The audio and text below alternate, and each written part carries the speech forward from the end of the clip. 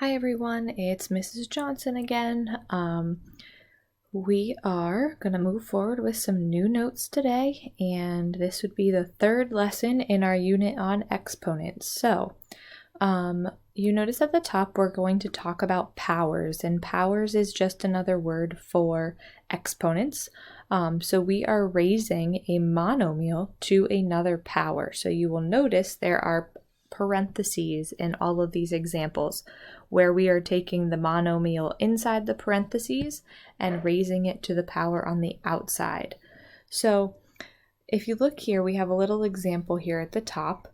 I'm going to walk us through this example here in a minute, but our two steps, it says raise the, and again we're using that word coefficient. So we need to raise the coefficient to the outer exponent. That's the exponent on the outside of the parentheses. So essentially we are going to take 4 and square it. And then we're also going to take x to the third and we're going to square that as well. So you're raising the power on the outside to each part of the term on the inside. Now, the power rule, which you will hear me refer to as power to a power, we are going to use that to simplify each of these exponents. And what that means is I am going to take a base raised to a power, raised to another power, and what we do with these two little exponents here is we are going to multiply them. We're going to multiply them both. M times n would give us the simplified version for the exponents. Now, I am working on trying to find a way to get a calculator on your computers because I know not everything on your phone calculators may be the easiest, like the graphing calculators at school. But notice exponents. 2 tells us we're going to multiply 4 2 times. So 4 squared is 4 times 4. That would be 16. The x will remain the same letter, and then we're going to multiply 3 times 2, which would give you 16x to the 6th for your final answer in the example. Okay? So, again, we're going to work down through this first column, and very similar to what I've been doing, I'll give you a chance to pause it. You could work the second column and then see how you did throughout the video. Okay, so number 1, you are multiplying 2 times 5, so it would really just equal x to the 10th. We start off real simple. Now, in number 3, the negative 4 is on the outside of the parentheses, so the negative 4 is not touched. We're just bringing that into our final answer.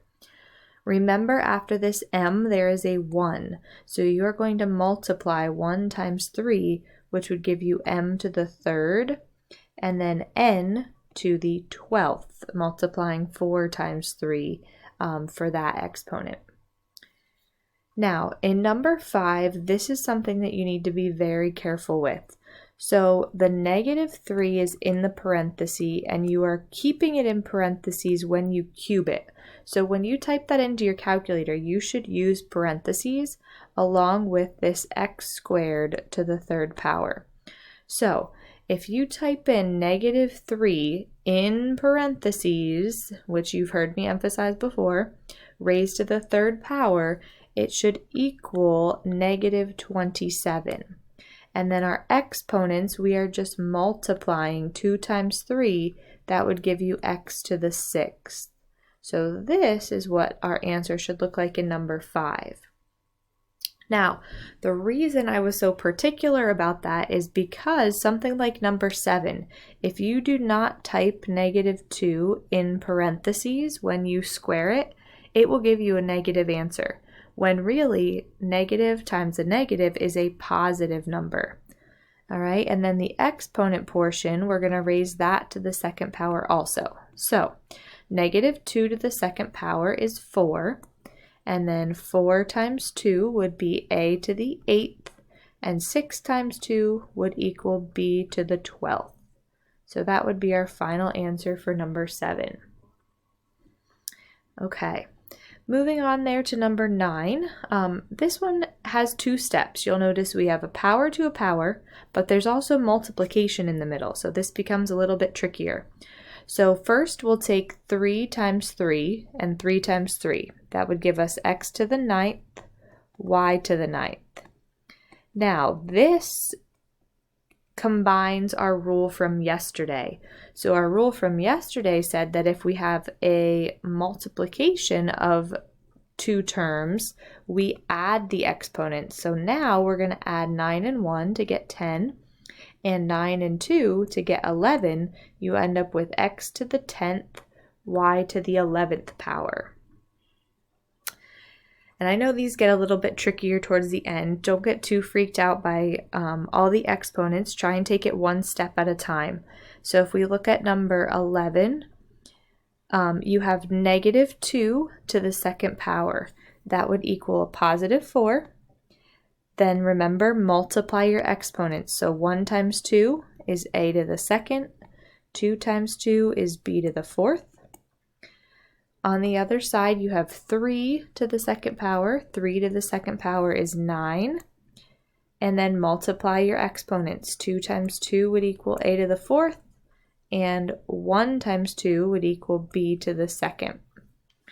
Okay, from here, now we're going to use that multiplication rule from yesterday. So take 4 times 9, we'll get 36, and then add your exponents. So 2 plus 4 is 6, and 4 plus 2 is 6. So 36, a to the 6th, b to the 6th would be our answer for number 11.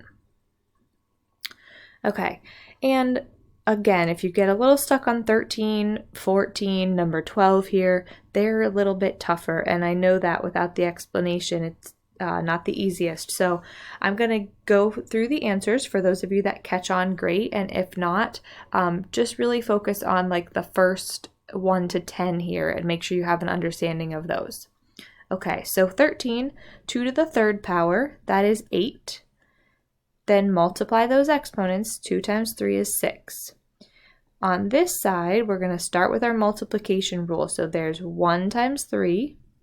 And when we multiply again, we add the exponents. You'll hear me say that a lot. Now, when we get to this point, you have matching variables raised to the same power. So 8 plus 3 is 11. And when we add, we keep the exponents the same. So there would be your final answer for number 13. Okay, this again is that point where we would pause if you want to try that second column on your own and then come back and compare. I'm going to go through that side a little bit faster so you can at least have the answers in your notes, and then you'll be giving this a try on your second assignment, which will be due on Friday. Okay, so number 2, you should have c to the 3rd, d to the 6th, 1 times 3 and 2 times 3 for the exponents. Now in number 4, you're taking 2 to the 5th power. That means you're multiplying 2 5 times. That's 32. 2 times 5 is x to the 10th, and 1 times 5 would be y to the 5th. Okay, now this one, again, I know, a little bit tricky. I would put the fraction in parentheses if you're using a calculator. So 1/2 to the 3rd power is 1/8. And then multiply all these numbers. 3 times 3, a to the 9th. 4 times 3, b to the 12th. And 5 times 3 is c to the 15th. All right, in number 8, -5 to the 2nd power. -5 times -5 is +25. Then 3 times 2 is x to the 6th, and 4 times 2 is y to the 8th. All right, number 10, a to the 3rd will remain until we take care of the parentheses. 2 times 4 would equal 8, and 1 times 4 would equal 4. Now, we have this multiplication. Remember our product rule. Multiply the numbers add the exponents. So we can add the exponents that share an a. 3 plus 8 would be 11, and keep your b to the 4th. Okay, so as I said before, don't get too worried about 12 and 14. I'm going to give you the final answers so you have them, but if you're confused by them, I just want you to have the basics. All right, so in this one, 6 to the 3rd, that is 216. 2 times 3 is 6, and then b to the 3rd. 1/3 to the 2nd power is actually 1/9, and you're going to have a to the 2nd, b to the 2nd, c to the 2nd. So when you take 216 times 1/9, we're actually dividing. 216 divided by 9 is 24.